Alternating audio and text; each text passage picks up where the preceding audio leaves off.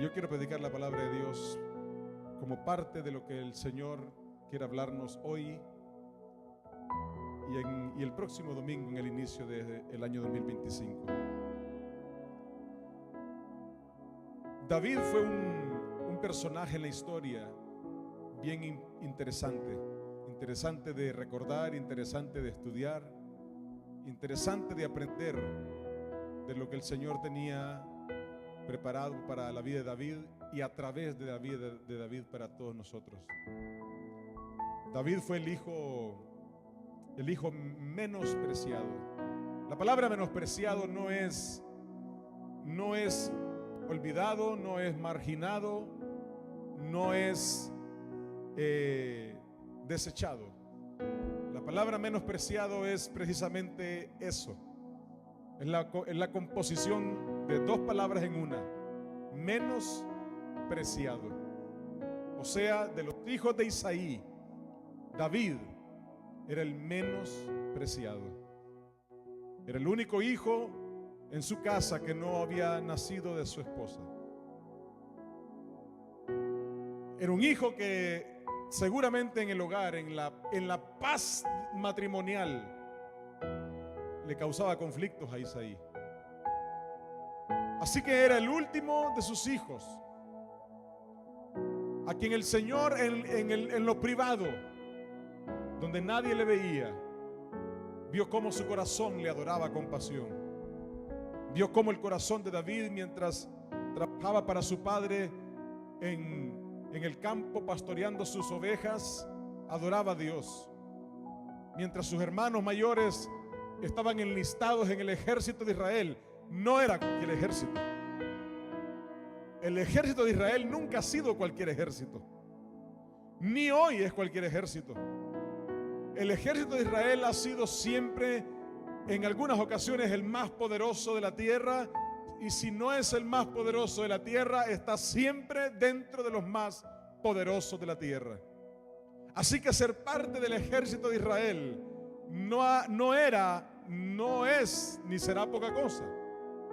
Sus hermanos eran parte del ejército de Israel, y David servía a su padre en el campo pastoreando las ovejas que tenía a su cargo. Y el Señor decidió poner un nuevo rey en Israel. El Señor decidió desechar a Saúl y colocar a un nuevo rey. Y a Dios le plació que David fuera el nuevo rey de Israel. Es una historia que muchos conocen, y si no, usted la puede leer en su casa con mucha calma en el libro de los Reyes, primer libro de Reyes. Usted puede leer toda la historia bíblica, real, en la que el Señor decide que David sería el nuevo rey de Israel. Y a mí me impresiona que en el corazón de David, no porque fue rey, sino porque me impresiona porque sin ser rey, porque qué lindo es cuando el Señor conoce nuestro corazón y prueba nuestro corazón, aún sin lograr nosotros un día alcanzar, llegar a ser o lograr tener lo que anhelamos. Qué lindo es que el Señor conozca nuestro corazón, que le agrade, que le honre, que le sirva, aún antes de celebrar aquella victoria que anhelábamos, antes de lograr aquel triunfo que esperábamos, antes de conseguir aquello que deseábamos tener. Qué lindo es que Dios conozca que nuestro corazón le agrada a Él, le sirve a Él, le honra a Él, le adora a Él, antes de. Si usted está en esa temporada de su vida, en el antes de, ¿cómo lo sé, pastor?, dirá alguno. Pues si en su corazón hay anhelos fervientes, si en su corazón hay deseos de lograr algo, hay esos anhelos de poder alcanzar esto o lo otro, usted está en el mejor momento de su vida para honrar a Dios, para levantar el nombre del Señor con su corazón. Está en el antes de. Y David era un hombre que adoraba al Señor antes de.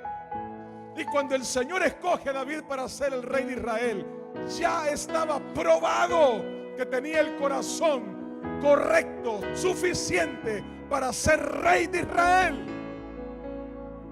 El nombramiento de David no fue sorpresa para Dios. El nombramiento de David, la escogencia de David, sorprendió a Isaí, a su padre, sorprendió a sus hermanos, es más, los indignó a sus hermanos, sorprendió a Saúl, es más, no solamente los sorprendió, sino que le molestó de tal manera que buscó acabar con la vida de David. Me impresiona que en la Biblia, después de David, hubiera una multitud de reyes que gobernaron en Israel, en el reino que después se dividió, en el reino del norte, en el reino del sur. De ahí descendieron reyes. Y me impresiona cómo la Biblia hace la referencia del comportamiento, de los triunfos o de los fracasos de esos reyes que subsiguieron a David, comparándolo con David. Dice la palabra del Señor, usted lo puede leer en su casa, todo el segundo libro de Reyes, de Crónicas. Dice la Biblia que ponía los ejemplos de si este rey había hecho lo correcto, como su padre David, o como se había alejado del Señor, lo contrario a su padre David. Toda la referencia de los reyes que vinieron era David. David era un hombre conforme al corazón de Dios. Era un hombre que amaba al Señor antes de ser el rey de Israel y aún cuando fue proclamado rey de Israel. Me impresiona que David está a punto de entrar en la temporada de gobernar a Israel. Está estrenándose. Yo le pregunto sin que me responda, ¿cuántos de ustedes están a punto de estrenarse en algo en la vida? ¿A usted le ha pasado? Cuando va a estrenar en algo, cuando va a comenzar una nueva temporada de su vida, o se acuerda quizás cuando se estrenó de algo, cuando comenzó aquel primer día de aquel trabajo que tanto soñó, aquel negocio que deseó emprender. ¿Se acuerda de ese primer día? ¿Se acuerda de aquel día en el que se iba a estrenar como padre, como madre? ¿Se acuerda? ¿Se acuerda los que están casados? ¿Se acuerda aquel día en que se iba a estrenar de esposa y de esposo? Que cómo se llena el corazón de alegría, pero al mismo tiempo de nervios por lo incierto de lo que viene.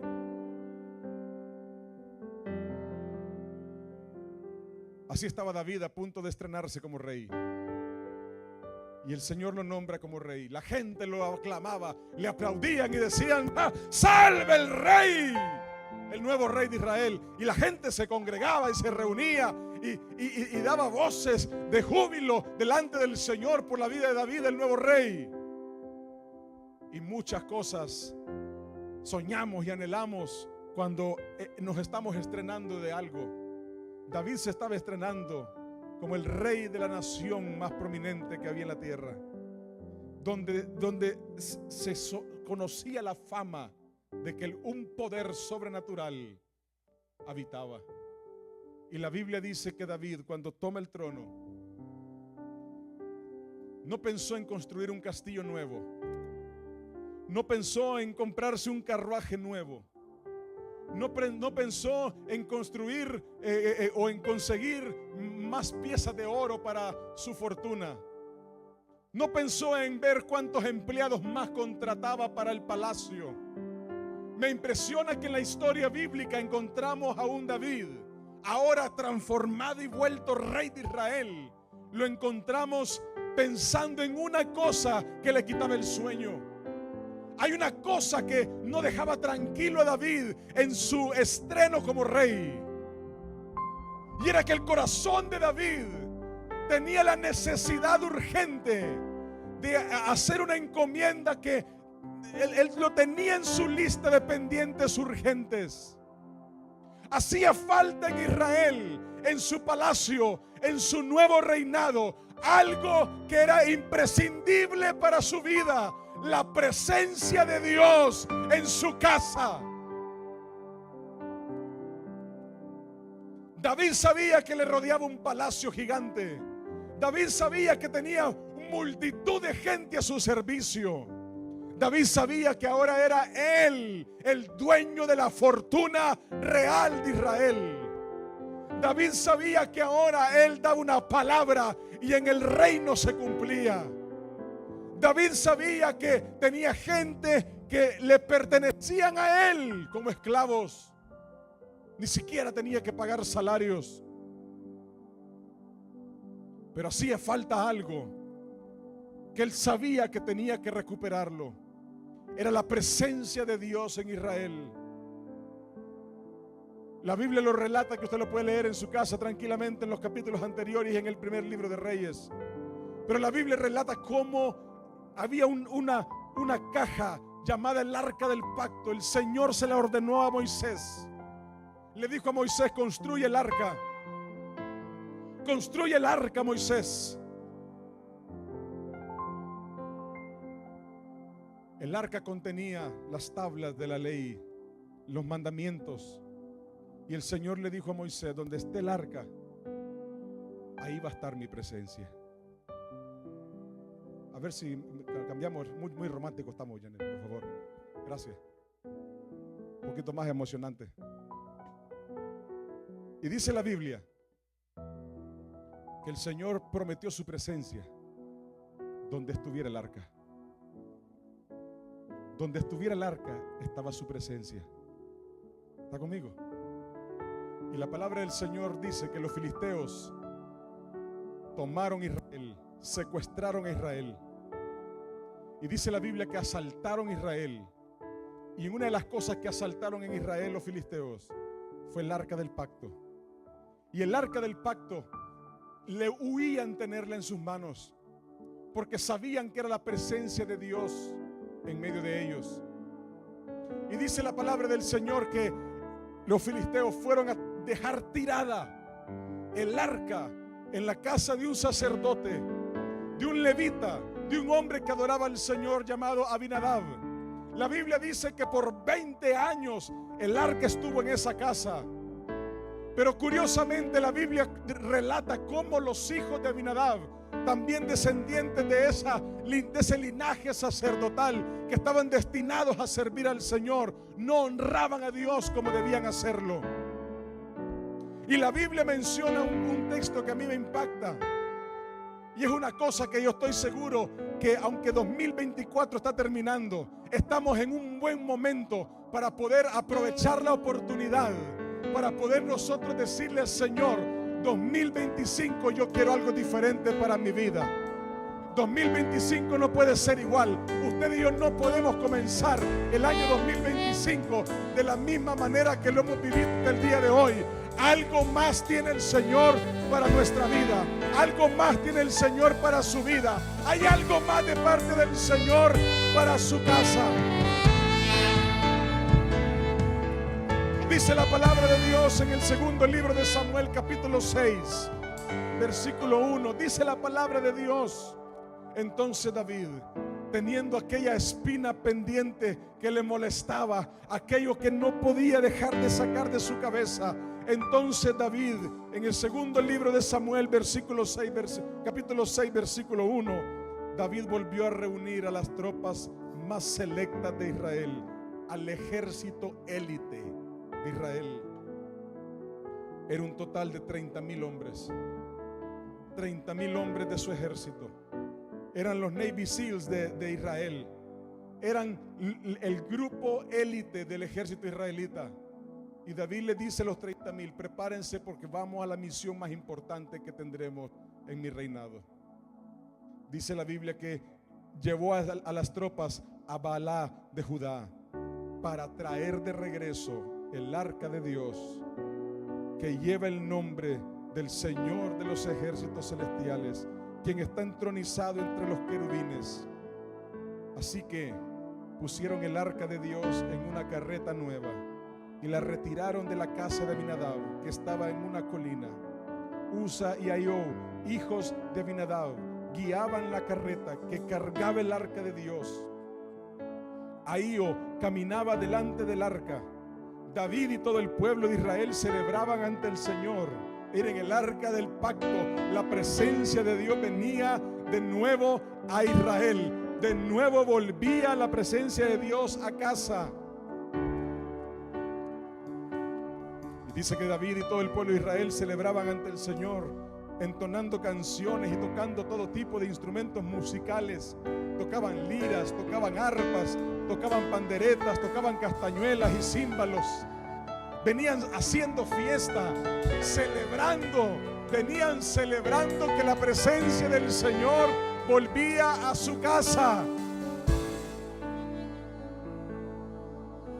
Cuando llegaron al campo de trillar de Nacón, a un campo que le pertenecía a este hombre de Nacón, los bueyes tropezaron, los que traían el arca, y Usa, el hijo de Abinadab, extendió la mano para sujetar el arca de Dios para que no se cayera. Entonces se encendió el enojo del Señor contra Usa, contra ese joven sacerdote, y Dios lo hirió de muerte debido a lo que hizo, porque el Señor le había dicho a Moisés: nadie que no me honre a mí, que no me sirva a mí como debe de hacerlo, podrá tocar el arca, porque morirá. Así fue como Usa murió allí mismo junto al arca de Dios. Entonces David se enojó porque la ira del Señor se había desatado contra Usa, y llamó a ese lugar Fares Usa, que significa desatarse contra Usa, nombre que conserva hasta el día de hoy. Escuche el versículo 9. Ahora David tenía miedo del Señor y preguntó: ¿cómo podré regresar el arca del Señor para que esté bajo mi cuidado? ¿Cómo puedo ahora volver la presencia de Dios a casa? Por lo tanto, David decidió, escuche esta decisión, decidió David no trasladar el arca del Señor a la ciudad de David. Decidió no trasladar el arca a Israel nuevamente, sino que la llevó a la casa de un hombre, de un varón que tenía su familia en su casa, llamado Obed-Edom, en Gat, muy lejano de Jerusalén. El arca del Señor permaneció en la casa de Obed-Edom por 3 meses, y el Señor bendijo a Obed-Edom y a Lot de su casa. Obed-Edom era otro descendiente de Leví, era un levita, era otro sacerdote, era otro hombre que servía al Señor, que estaba destinado a servir a Dios. Pero no solamente eso, era un hombre que amaba a Dios, temeroso del Señor. Y la Biblia dice que por esas cosas que parecen accidente, que parecen casualidad, el Señor permitió que David se llenara de miedo ante la muerte de aquel personaje que tomó con su mano el arca. Y David dijo: no puedo continuar, ¿cómo voy a hacer con esto? Dejemos el arca aquí. Y la Biblia dice que pusieron el arca en la casa de Obed-Edom.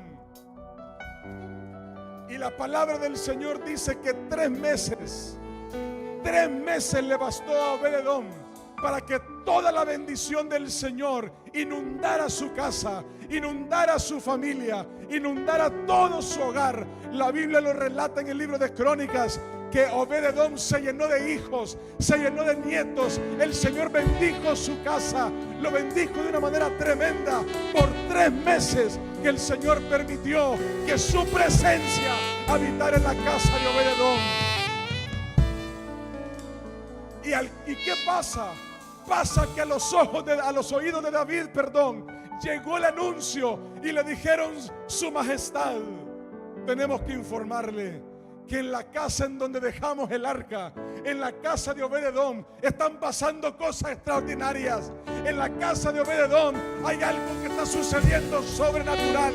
En la casa de Obed-Edom hay milagros que están sucediendo. Eso que dejamos en la casa de Obed-Edom está transformando esa vida y esa familia. Y David se levanta de su trono y dice: tenemos que volver a recuperar el arca. Necesitamos el arca en casa. Tiene que volver la presencia de Dios a casa. Y la Biblia dice que David se levanta con sus tropas y ahora va con sacerdotes, va con hombres de Dios que sabe que pueden tocar el arca.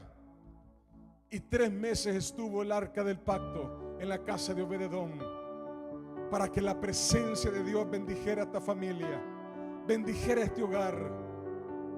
Yo vengo a decirle hoy de parte del Señor, usted y yo lo que necesitamos en el 2025 es la presencia de Dios.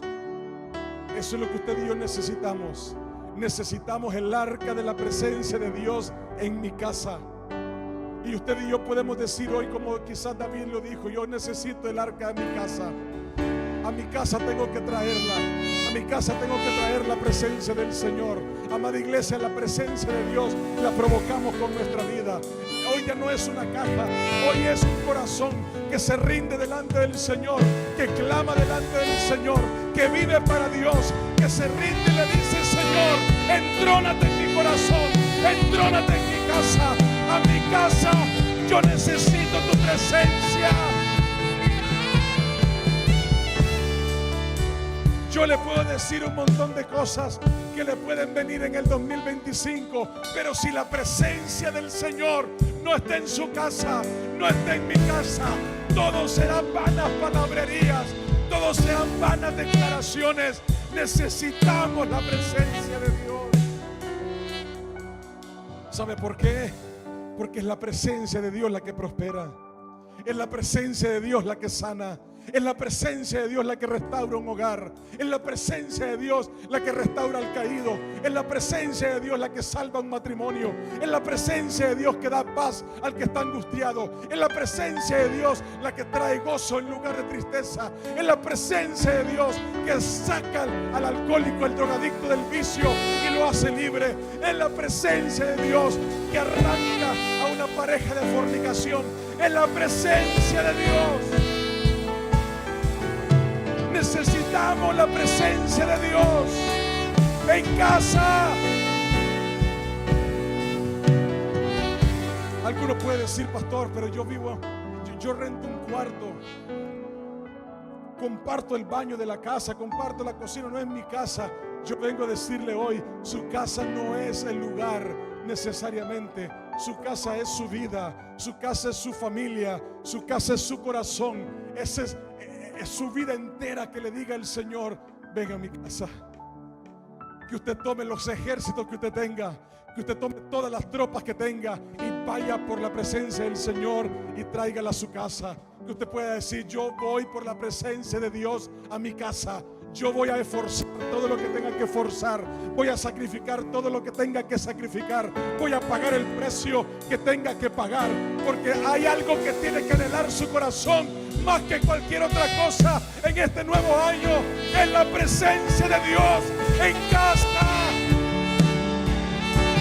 Aleluya. Aleluya. Porque la presencia de Dios bendijo a Obed-Edom. La presencia del Señor bendecirá de su vida, su familia.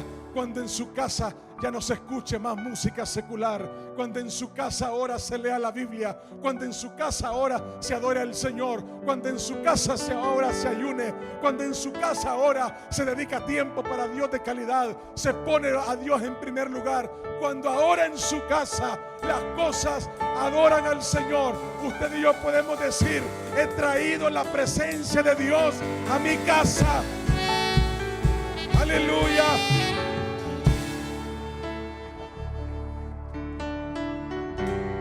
Cierra sus ojos un momento y le dice: Señor, necesito traer tu presencia a mi casa.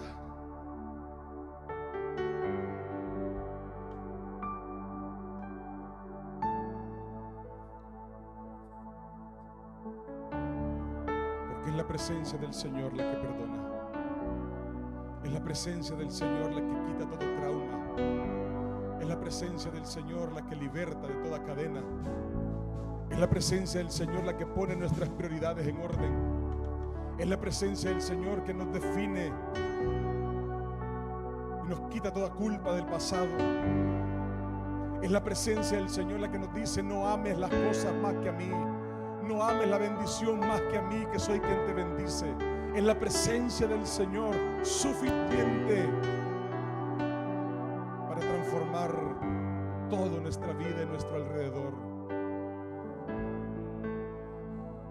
Dice la palabra del Señor en el versículo 11: el arca del Señor permaneció en la casa de Obed-edom por 3 meses.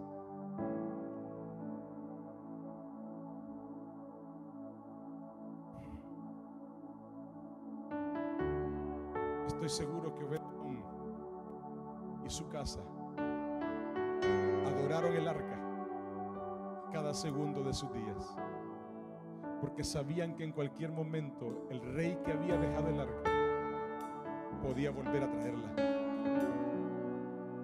Sabían que en cualquier momento esa arca no pertenecía a esa casa. O sea, la presencia del Señor le llegó a Obed-edom como un regalo. Le llegó de sorpresa, como le pudiera llegar a usted y a mí un regalo de parte de Dios. ¿Sabe qué es lo que me pone a pensar? Que teniendo nosotros la libertad de poder atesorar este regalo, muchos no lo valoran como debería, pensando que hay mañana. Obed-edom, estoy seguro, 3 meses. ¿Usted sabe lo poco que dura 3 meses? 3 meses es la tercera parte, una tercera parte de un embarazo. 3 meses, en 3 meses usted puede decir que sus hijos acaban de empezar la escuela. 3 meses. Si usted dice que llegó a Estados Unidos hace 3 meses, le dirán en su trabajo, 3 meses. ¿Sabe lo que son 3 meses? 3 meses no son nada. Pero para Obed-edom estoy seguro que fue el tiempo más valioso de su vida. Estoy seguro, me lo puedo imaginar, no desperdició la oportunidad que tuvo de tener la presencia de Dios en casa. Y 3 meses fue suficiente para que cuando David volviera con su ejército, Obed-edom dijera, tómenla. Fui tan bendecido. Fui tan bendecido. Yo no sé cuántos serán sus días. No sé si estaremos en el diciembre del 2025 todos. Quizás sean los últimos 3 meses.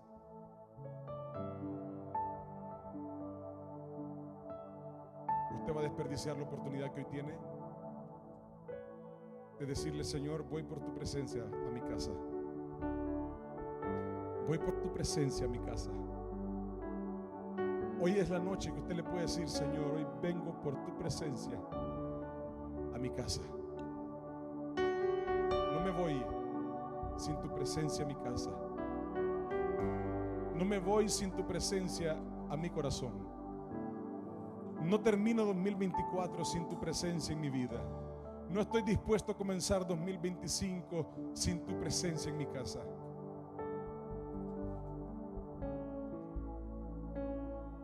No es difícil vivir para Dios. No es difícil honrar a Dios. Lo decía Vani en su testimonio. Creí que iba a ser más difícil. No es difícil vivir y honrar a Dios con nuestra vida. Necesitamos una decisión de decirle, Señor, vengo por tu presencia. David sabía que no podía dejar más el arca en la casa de Obed-edom. Y no es que David era egoísta, es que David tenía un hambre, tenía un anhelo por la presencia de Dios. Lo había vivido siempre. Allá en el campo con las ovejas adoraba al Señor. Muchos salmos fueron compuestos, escritos mientras él adoraba a Dios en el campo, mientras adoraba al Señor en la cueva, mientras huía de Saúl. David sabía que vivir para Dios era su única opción. David sabía que no podía ser rey de Israel sin la presencia del Señor en su casa. Usted tiene que saber que usted no puede 2025 ser bendecido si no está la presencia de Dios en su casa.